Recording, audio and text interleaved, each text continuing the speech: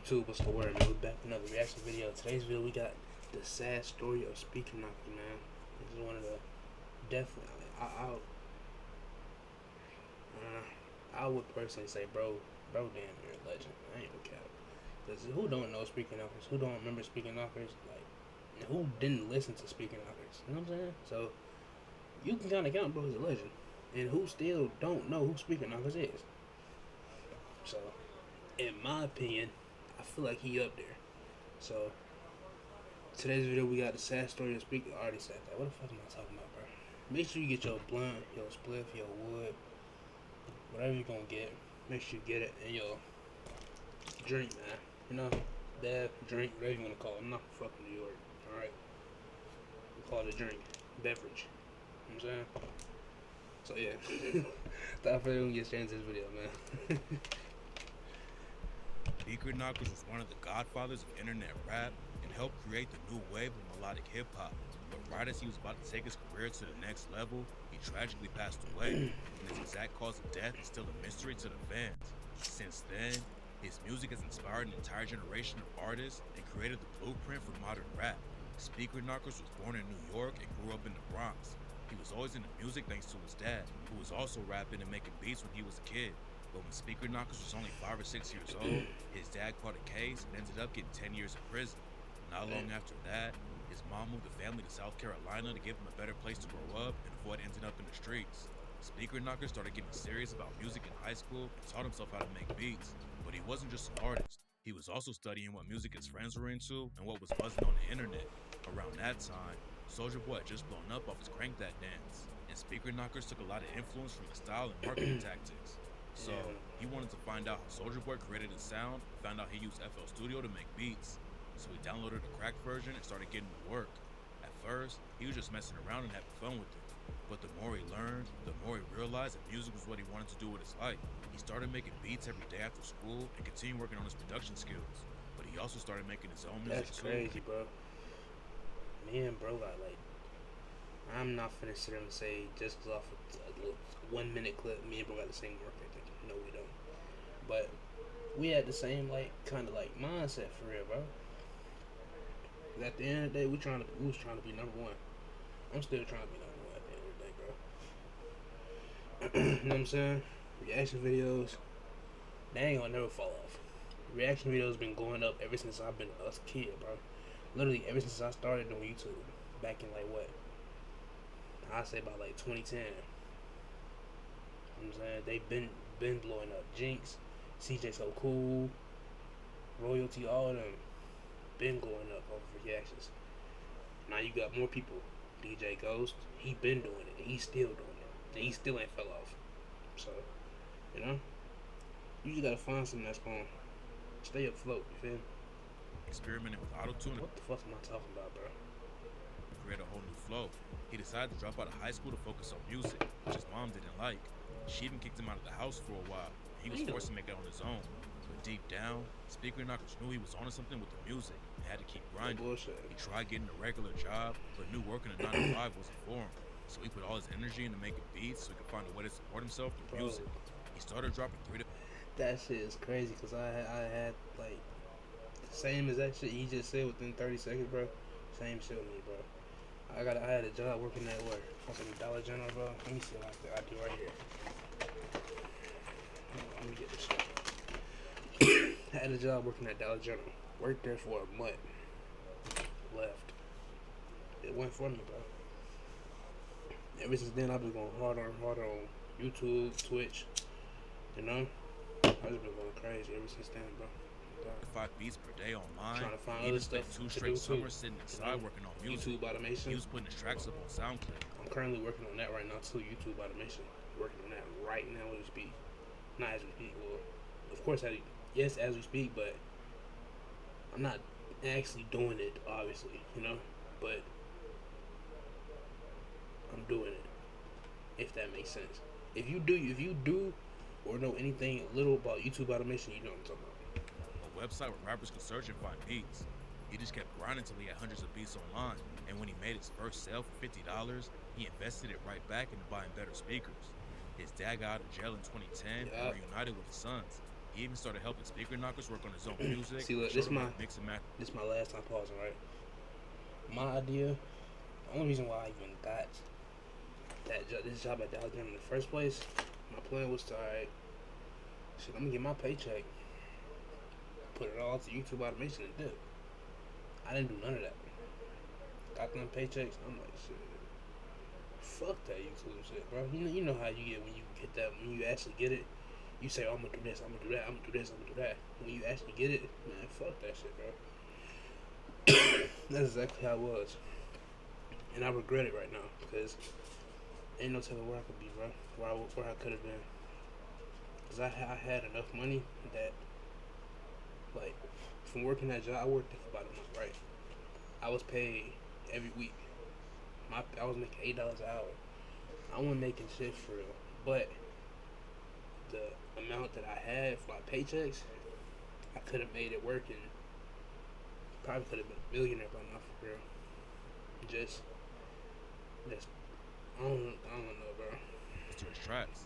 With his I hate dad's that I help, did that, though. Speaker Knockerz released his first mixtape, Flight Delayed, under the name Jamal Jr. He was still building a fan base, so the tape only got a few hundred plays when it first dropped. But even though his own music wasn't getting much traction, his career as a producer was starting to take off. Around that time, he changed his name to Speaker Knockerz and created the DJ tag that he later became known for. His first big break as a producer came in 2011 when Meek Mill rapped over one of his beats on the song Tony Montana from his Dream Chasers mixtape. That was a huge win because Meek Mill blew up and went mainstream right after that. And suddenly, everyone was looking for a Speaker Knockerz beat. He went on to produce tracks for 2 Chainz. This, okay. Alright, fuck that shit. Fuck what I was talking about, bro. Fuck what I was just talking about my last time pausing. Fuck all that shit, bro. I'm finna keep pausing. I'm gonna keep talking. But yeah. French Montana, Gucci Mane. I was finna say something. I was talking so much By about the time he was to 17, say, he was already selling beats consistently. And according to one source, he made over $40,000 in 6 months. That was enough to help him get his own place and even buy his dream car. Oh yeah. Black Camaro. This is what I was gonna say about work ethic, right? Bro doing what I'm trying to do. Well, he was doing what I'm trying to do. He figured out how to produce his own music. I'm trying to figure out how to make my own YouTube automation videos. You know what I'm saying? I'm trying to get to that point so I ain't gotta pay nobody to make it for me. You know?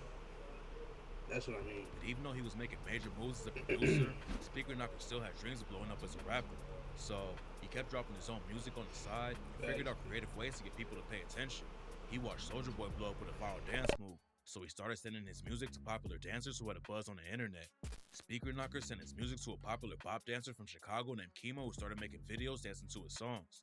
He also started producing for other local Chicago artists like Boss Baca, which helped him build a large fan base in the city. He started going out to Chicago to perform, where he linked up with another popular Vine star and singer named Tony Romiti. Tony started making vines, dancing, and lip syncing to his music, which helped him blow up even more. They even collabed on a track called Scared Money and exposed his sound to a whole different audience. Speaker Knockerz would capitalize on the buzz by dropping back-to-back mixtapes in 2013, Married to the Money and Finesse Father. He also started dropping videos that were running up crazy numbers. First, he dropped his breakout hit, Rico Story, in September. But a few months later... Just imagine having a crib like this, right? You see right now where I paused it? Imagine having a crib like that in 2013, bro. Boy, what? I don't even know how to act, boy. I swear. In December 2013, he dropped a track that would make him a superstar. Lonely. Lonely was a huge hit. Helped make Speaker Knockerz a household name. He was one of the first artists to mix auto-tune flows with a production inspired by trap and drill music.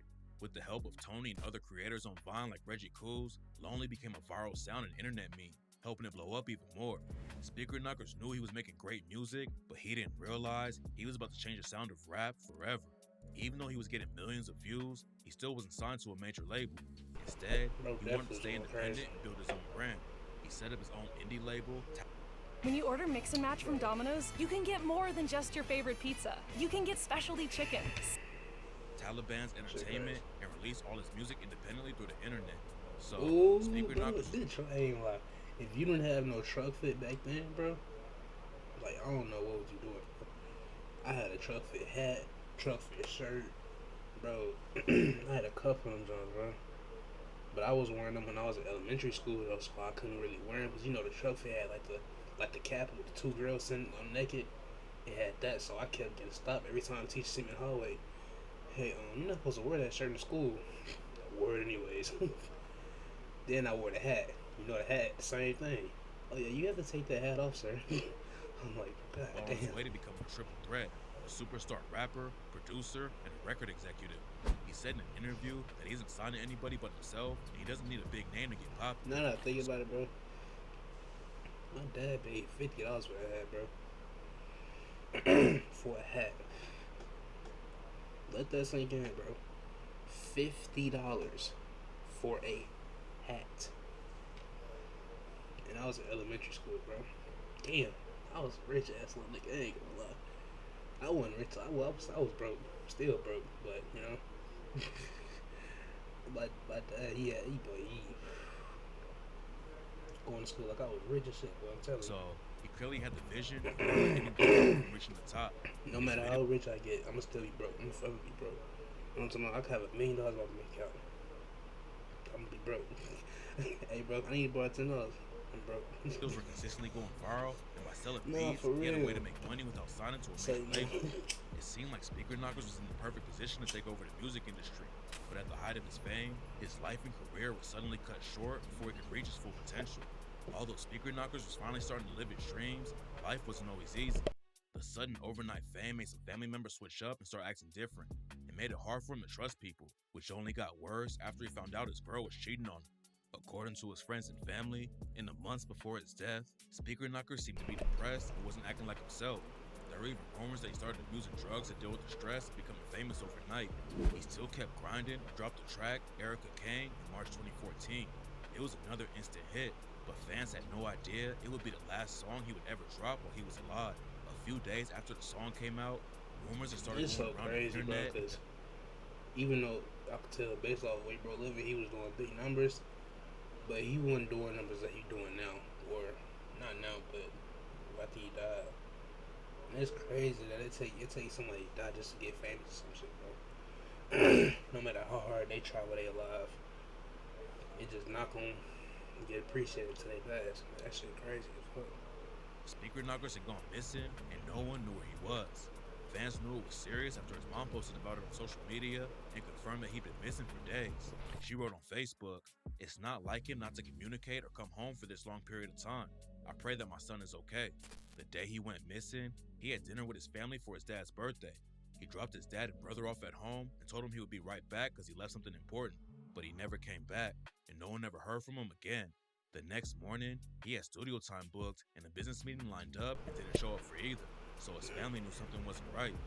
No one could get in contact with him, and his family started to get worried. Damn, so Eventually, they called did he was it like on some he did it to a subset or what? Cause I don't think it's Chicago, bro. Niggas not even just Chicago, it's fucking the world, bro. Niggas gonna hate, so I wouldn't expect nobody doing shit like that to the bro. So that's why I'm kinda leaning towards the point that he did it to himself. the cops, went to his home in South Carolina to look for clues. They knocked on the door, no one answered, so they forced their way in. When they searched the house, they found Speaker Knockerz dead in the garage, right next to his black Camaro.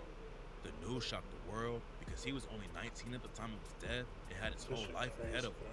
Even though his family confirmed the tragic news, they didn't reveal much information about how he died or what happened leading up to his passing.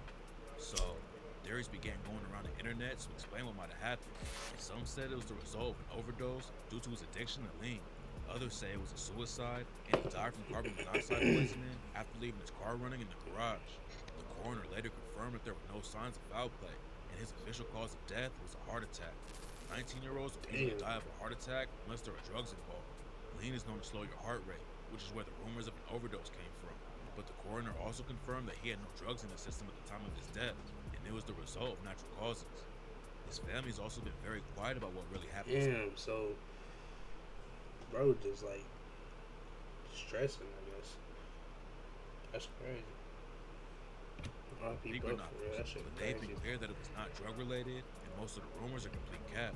On the 9th anniversary of his death, his mom, Misha Wilson, aka Mama Knockerz, appeared on the Drea O show where she talks about her son's death and legacy in music.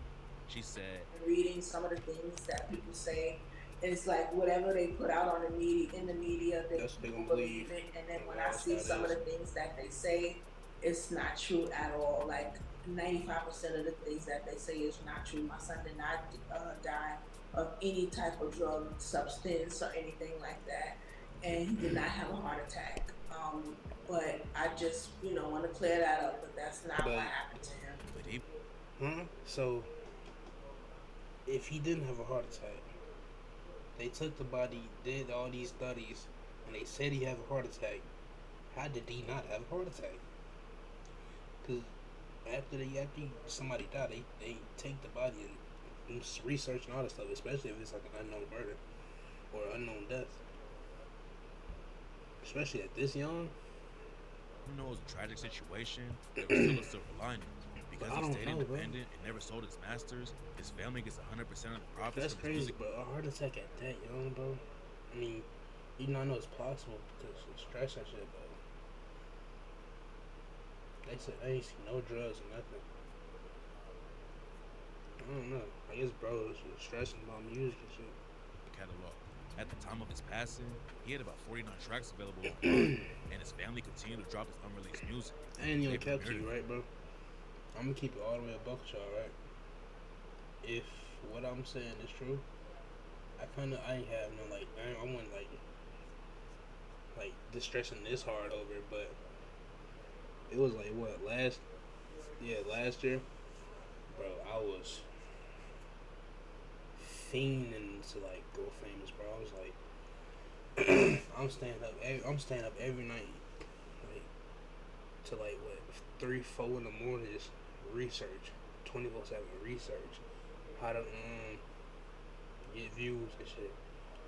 Like that's really how I learned about YouTube SEO, your niche, whatever you wanna call it, how you wanna say it. That's how I learned about a lot of stuff that I learned now, and that's why I regret that I didn't do my plans with my checks that I got from working at the journal when I was working there. That's why I regret it now, because if I would have did that, bro, would have been up. Video for Erica Kane a few months after his death, and his final mixtape, Married to Money 2, came out later the same year. Speaker Knockerz was only active in the rap game for a few years, but the music he dropped inspired a whole new wave of artists. His melody-driven rap style wasn't mainstream when he was alive, but since then, many popular artists have blown up using a similar sound and credit Speaker Knockerz as a major inspiration. A few months after his death, Kodak Black released a remix of Lonely called Off of 14. Kodak blew up not long after that, and in the next few years, more and more artists would give Speaker Knockerz the flowers he deserved. When A Boogie with the Hoodie first came out, many people compared his sound to Speaker Knockerz. He was asked about it in an interview with the Breakfast Club, and A Boogie said he took it as a compliment because he was bumping Speaker Knockerz all the time when he first started to rap. It's crazy because when I came out, that's what I was listening to too. So that's why I was saying like it's all a cycle. I ain't gonna Even lie. That is the best answer you can do, like ever. Like that's like a real genuine answer, bro. You as a nigga now, oh bro, I ain't trying. Who the fuck is that? You know what I'm saying? Niggas be weird, bro. Like just be honest, be yourself, bro. Speaking Knockerz? yeah, facts. Even if he was out right now, like it would have been like the same thing. Oh my God, he'd have been huge. God bless the dead. Speaking Or it Knockerz would have been the passed same away. thing. You think it's a compliment when people do that? Of course, because the boy real. I mean, what can I say? In 2016, Lil Uzi Vert shouted him out on an unreleased track called Alone Time, and Denzel Curry also rapped about him on the song Naughty Head. On Alone Time, Uzi rapped, rest in peace and Speaker Knockerz. Got your bitch all on my arm. Lil Uzi, he just be wildin'. He got like all the options. Yeah. On Naughty Head, Denzel said, bitches get me sloppy, my pockets on Andy Milonakis. Bumping Speaker Knockerz, Rico story when I see the coppers. In an interview with The Fader, Roddy Ricch listed Speaker Knockerz as one of his main influences alongside some of the biggest names in hip-hop. When asked what he listened to growing up, he said, I'm pretty young, so I was listening to Speaker Knockerz, Future, Young Thug when he first came out.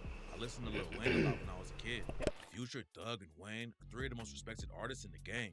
So the fact that Roddy put Speaker Knockerz in that same category says a lot about his impact on the new generation. Even I rappers ain't who gonna cap. I was young, bro. I was listening to like radio music, so cause I ain't have internet, so I wasn't doing shit but just going outside for real. It's crazy. My next door neighbor, right, was my cousin. She had internet. Could never get on her internet. It's like I had to go buy her door just to get on the internet. Like, that shit was so terrible, bro. Not expect to be inspired by that wave, have given Speaker Knockers his credit. Oh, wait. That's what I was saying. I was listening to, like, Drake. Ain't like the old Drake. Pressure.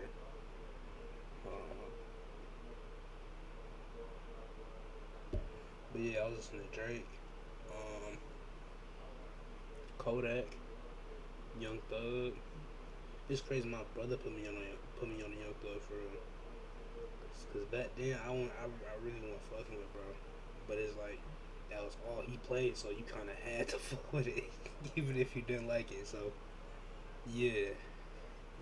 And speaking of too, bro, it wasn't too heavy on, bro, cause they weren't playing this shit on the radio.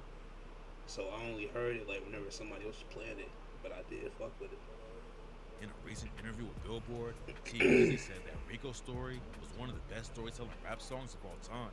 So even though he didn't live long enough to watch it all unfold, Speaker Knockers had a legendary run that gave birth to a whole new sound. Fans may never know the exact details about his death, but his memory will live on through the music he left behind.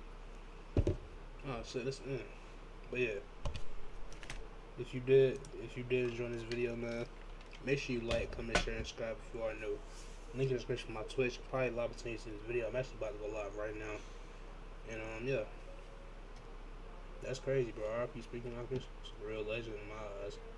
Cause, yeah. I'm out, bro.